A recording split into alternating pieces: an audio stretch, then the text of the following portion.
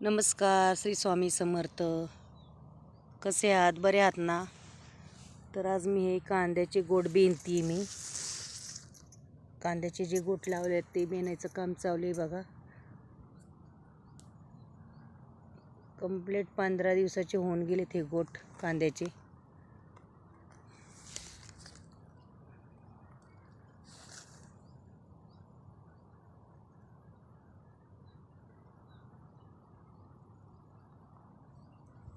तर हे बेनायचे काम चालू आहे आणि बघा किती हिरवेगार छान गोट उगवलेले आहेत. एका लाईनीत लावलेले आहेत गोट.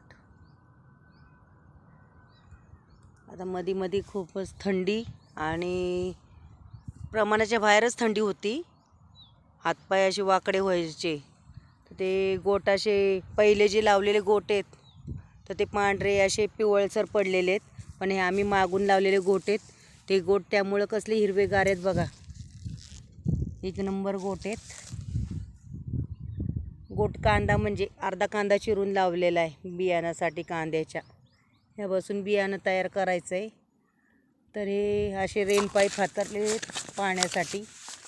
ह्याला आता एकदा खत टाकलेलं आहे खाणं कांद्याला. आणि आता ही पहिलीच बेनणी चालू आहे. हे बेनायचं काम चालू आहे माझं बघा. छोटं छोटं गवत उगवलेलं आहे आता ह्याच्यात. बारीक गवत आहे आणि बारकी कोथिंबीर टाकली त्याच्यात मी.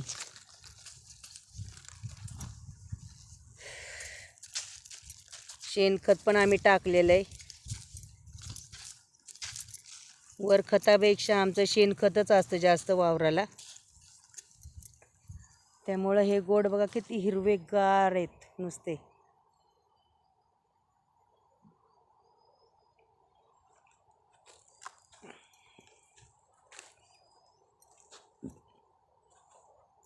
बरेच गोट लावलेले आहेत.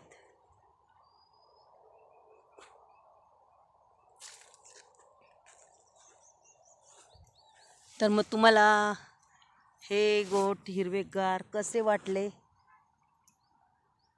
आणि ह्याला फुलं कशी या पद्धतीची येतील, केवढी फुलं येतील मला कमेंट करून नक्की सांगा. कारण की तुम्ही पण शेतकरी आहे म्हणून मी तुम्हाला हा प्रश्न विचारला आहे. बाय.